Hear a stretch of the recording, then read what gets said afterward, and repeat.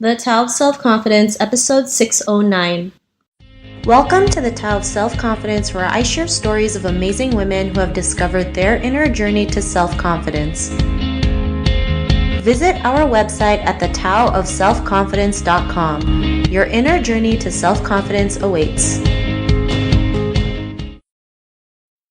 Well, hello, friend. Welcome to the Tao of Self-Confidence, where I share stories of amazing women who have discovered their inner journey to self-confidence. I'm your host today, Sheena Yap-Chan, and today I have an amazing lady on the show today. She's a stylist, a teacher, and also an influencer, and I'm really excited to have her on and share her story with us today on self-confidence. So without further ado, I'm going to introduce you to Sandy Gill. Sandy, how are you today? Maybe you can fill in a little bit more about yourself to the listeners. Hi everyone, my name is Sandy Gill, and during the school year, I work as a teacher, an elementary school teacher. I'm teaching grade 6 this year, and during the evenings and all of my off time, I'm a stylist and a influencer on Instagram. Awesome. Well, thanks for sharing that. And Sandy, what's your cultural background? I am Punjabi from India. My parents were both from Punjab, India. Thanks for sharing that. And what'd be your favorite self-confidence quote? My favorite self-confidence quote. Do you, boo? That's my favorite self-confidence quote. Awesome. Well, thanks for sharing that. And in your own words, how do you define self-confidence? Self-confidence to me is most importantly how you feel about yourself, because I feel that a lot of the work that has to do with self-confidence and insecurities has to do just with your relationship with yourself. So for me, it starts from within. And once you reach a place that you're comfortable with yourself, and that could be with the way you look, the way that you talk, or the things that you're doing. There's so many different areas that we're looking to be confident in. So once you achieve that in one area, you will feel self-confident in that area. So I feel like it's just more of an internal thing, and it comes from within, and it really has to come from a development of a relationship with yourself. Thanks for sharing that great definition, and I agree.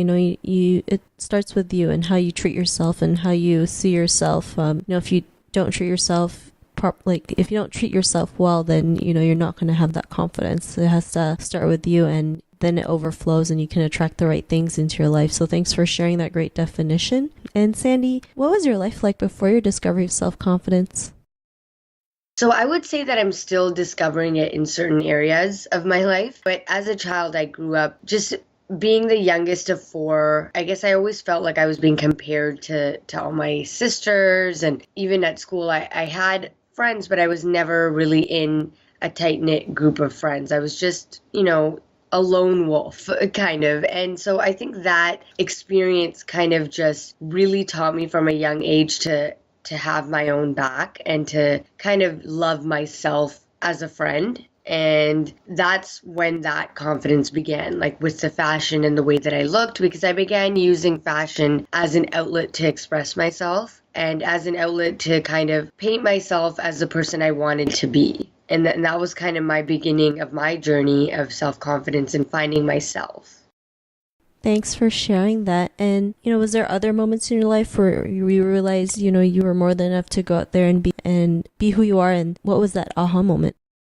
The aha moment have actually come more recently when I started putting myself out online and like putting all my work out there. And really, in the beginning, I didn't feel insecure about it because I had a very small following. But as that grew, I began to feel a little bit more conscious about the content that I was posting and how or when I was posting it. And that aha moment came when I realized that I was making it more of a scheduled thing and not really focusing on what I wanted to do and what I wanted to post. And that at that point I was like, you know what, everything that I post has to be of value to myself. And I'm only going to do things that make me feel good about myself and really share something with the world that will hopefully inspire them to do the same. And then after that, I was just like, I'm only going to share things that will inspire others and inspire me rather than, overthinking and feeling less about myself.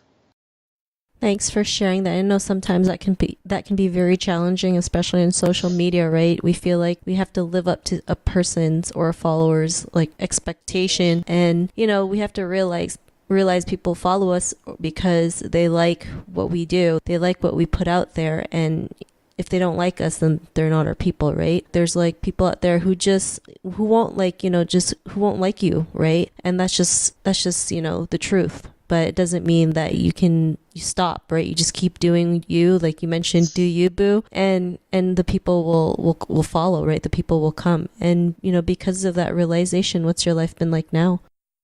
It's been a lot. Like, it feels like you can kind of just take a breath. And it feels a lot more like a formula. Does that make sense? It feels more like a formula. You have to put in for yourself. You have to remove what you think about what others think about you, and you just have to keep plowing forward, and that's going to lead you to like purpose. I wouldn't say happiness, but it'll lead you to purpose. So I feel like having that formula has been very easy, and it's felt very light for me creating and even doing any work, because I'll just ask, is this fun? Is this going to teach me something? Am I adding value? So as long as my work is meeting those criteria, it feels good rather than overthinking and feeling like I have to fulfill so many other expectations. It's just feeling a lot lighter now that I have that sense of clarity in my head. Thanks for sharing that. And to the woman who's listening to your episode, she may be in her own journey to self-confidence. What would be that one tip you would give to her?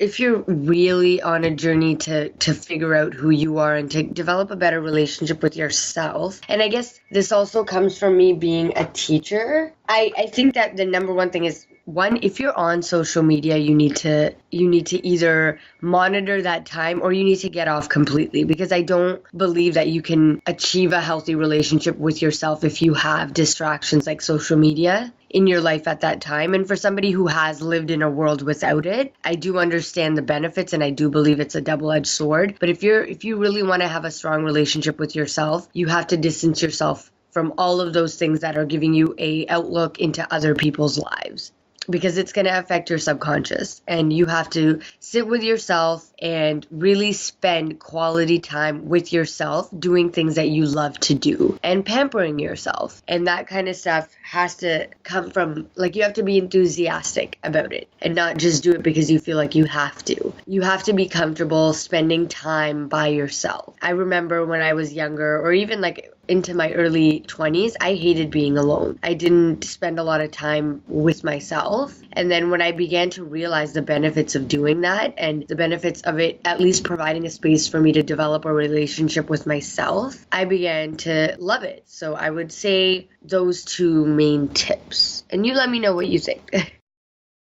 Awesome. Well, thanks for sharing that. And I totally agree. Having that me time is so important. I know at first, like you mentioned, it feels weird because it's like, you're spending time on yourself and you're not used to it, and you feel like people are looking at you, or you just feel like you feel super uncomfortable. But like you mentioned, the more you do it, the more you get to know yourself, things that you tolerate and not tolerate, and just kind of like dump all your thoughts, right? Whether it's journaling or just, reading a book, whatever it is, meditation, like it just helps you have that confidence and know who you truly are.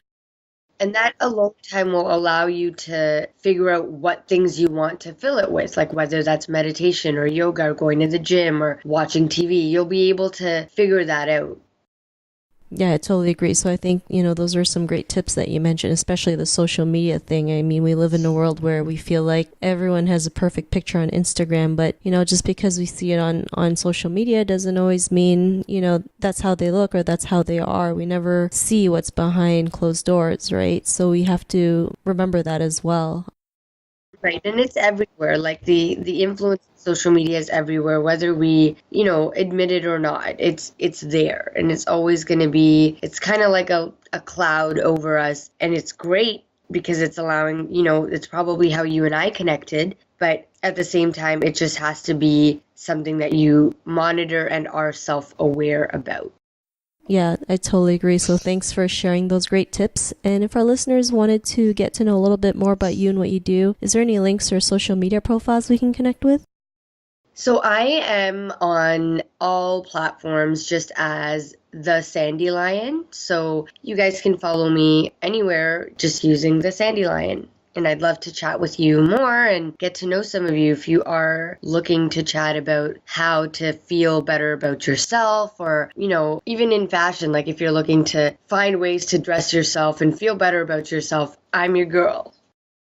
Awesome. Well, thanks for sharing that. And to our listeners, if you want to connect with Sandy, you can also head on over to thetaoofselfconfidence.com and search for Sandy's name. Her show notes will pop up along with everything else that we talked about. And I really just want to thank Sandy for taking the time to share her story and tips with us on self-confidence. So thank you so much, Sandy. Thank you so much for having me.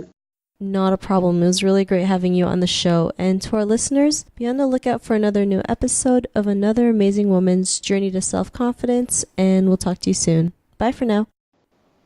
Thank you for tuning in to another amazing episode of The Tao of Self-Confidence. Please subscribe to the show on Apple Podcasts or Spotify to get your daily boost of confidence.